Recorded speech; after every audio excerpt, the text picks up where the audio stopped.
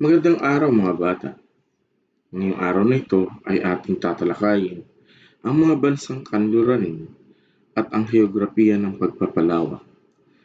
Araling Panlipunan 7, Week 9, Session 2. Ang ating layunin ay natutukoy ang mga bansang kanluraning nanguna sa pagpapalawak ng imperialismo. Nasusuri ang kahalagahan ng heograpiya sa paglawak ng kanilang kapangyarihan at naipaliliwanag kung bakit naging mahalaga ang mga rutang pandagat, daungan at kipot sa pandaigdigang kalakalan. Ating balikan. Kahapon ay pinag-usapan natin at pinag-aralan ang una at ikalawang yugto ng imperialismong kanluranin at ang mga motibong nagtulak sa mga bansang Europeo na manakop. Ngayon naman ay aalamin natin kung sino-sino ang mga bansang nanguna at bakit mahalaga ang heograpiya sa kanilang pagpapalawak. Kung ikaw ay isang manlalayag noon, bakit mo pipiliing dumaan sa ligtas at maikling rutang pandagat? Bakit mahalaga ang heograpiya? Malaki ang naging papel ng heograpiya sa tagumpay ng mga bansang kanluranin.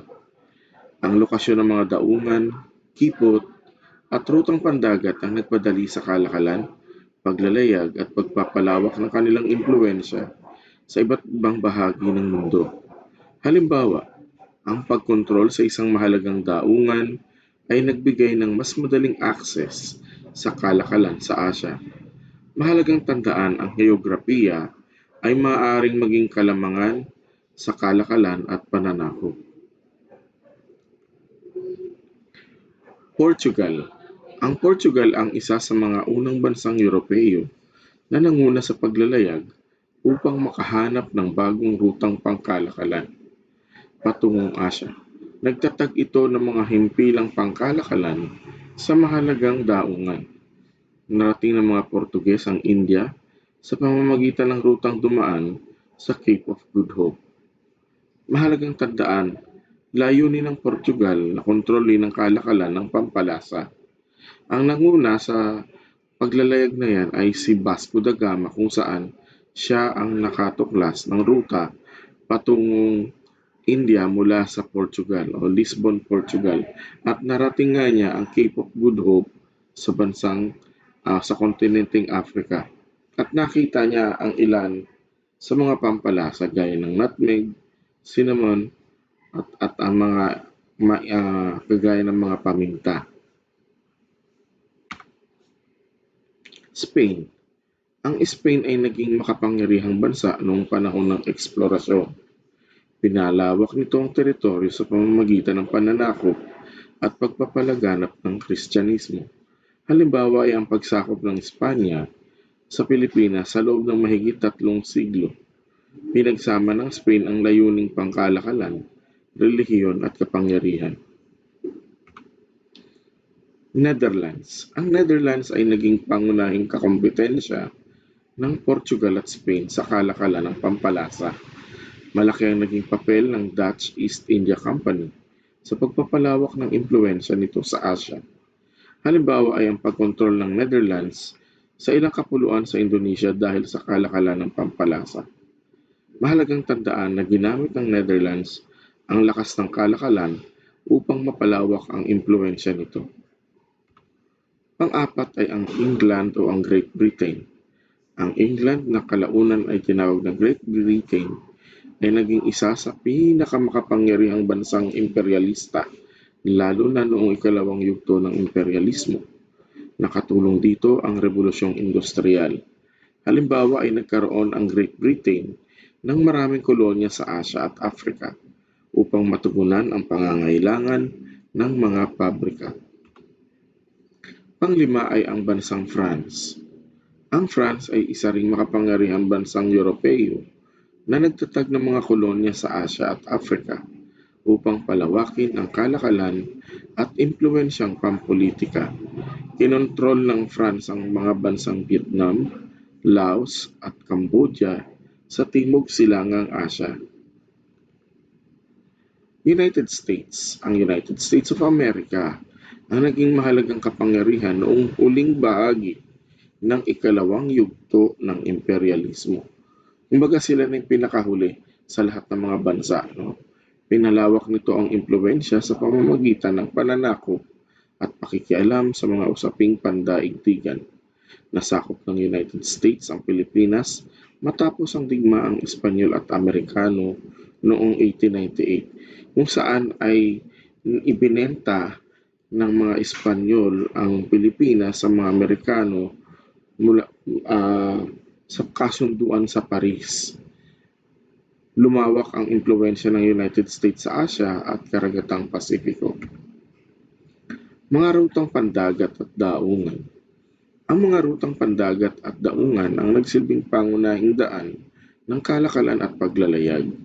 Ang pagkontrol sa mga ito ay nagbigay ng malaking kalamangan sa mga bansang kanluranin. Ang mga barkong Europeo ay dumaan sa Indian Ocean upang makarating sa mga pamilihan sa Asia. Ang mga kontrol sa ruta ay may malaking impluensya sa kalakalan. Mapapansin sa mapa ang kulay pula na dashed line ay ang rutang patungong India. Okay? Mula sa Africa papunta dito sa ilalim ng Middle East papunta dito sa Asia. Ang ruta naman patungong China, makikita ninyo ay ang kulay purple na ito, kung saan mula Africa ay pumunta papuntang China. At ang kulay green o berde ay ang ruta patungong Timog Silangang Asya. At ang kulay asul naman ay ruta mula sa Amerika. Ano ang choke point? Ang choke point ay isang makitid ngunit mahalagang daanan sa dagat na dinaraanan ng maraming barko. Ang pagkontrol dito ay mahalaga sa kalakalan at seguridad. Ang halimbawa rito ay ang Strait of Malacca ay isa sa pinakamahalagang rutang pandagat sa Asia sapagkat ito ang nagsisilbing pintuan o gate mula India hanggang mula Saudi Arabia, mga bansang Arabia, papunta ng Timog Silangang Asya. Ang nagkokontrol dyan ay ang Malaysia. Sa kanya kasi ang Strait of Malacca. Ang choke point ay maaaring magpabilis o makahadlang sa pandaigdigang kalakalan. Geografiya at kapangyarihan. Habang lumalawak ang sakop ng mga bansang kanluranin, lalo nilang pinahahalagahan ang mga lugar na may estratehikong lokasyon. Ang kontrol sa mga daungan at rutang pandagat ay naging susi sa kanilang tagumpay. Halimbawa nito ay mas mabilis na naipadadala ang mga produkto sa Europa kapag kontrolado ang mahalagang daungan. Malaki ang impluensya ng lokasyon sa tagumpay ng isang imperyo. Isang sitwasyon. Isang bansang Europeo ang nagtatag ng himpilang pangkalakalan malapit sa isang mahalagang kipot upang makontrol ang pagdaan ng mga barkong pangkalakalan. Ang tanong, bakit mahalaga sa bansang ito ang pagkontrol sa kipot? Ipaliwanag ang iyong sagot sa iyong kwaderno o notebook. Isulat mo ito at ating iwawasto pag sa ating pagbabalik o pagbalik ng klase. Gawain, power, place o purpose map. Gamit ang mapa, tukuyin ang mga bansang kanluranin, rutang pandagat na ginamit, pangunahing layunin ng pagpapalawak, at isang lugar na kanilang kinokontrol. Ano yung bansang to? Anong rutang pandagat? Pangunahing layunin at lugar na kinontrol.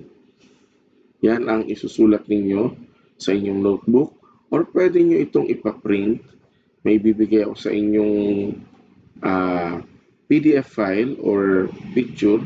Ipaprint nyo yan at isasubmit pagbalik natin sa klase. Paglalapat. Kung ikaw ay isang pinuno ng isang bansa na may mahalagang daungan, paano mo ito poprotektahan laban sa mga bansang nais kumontrol dito? Pag-isipan.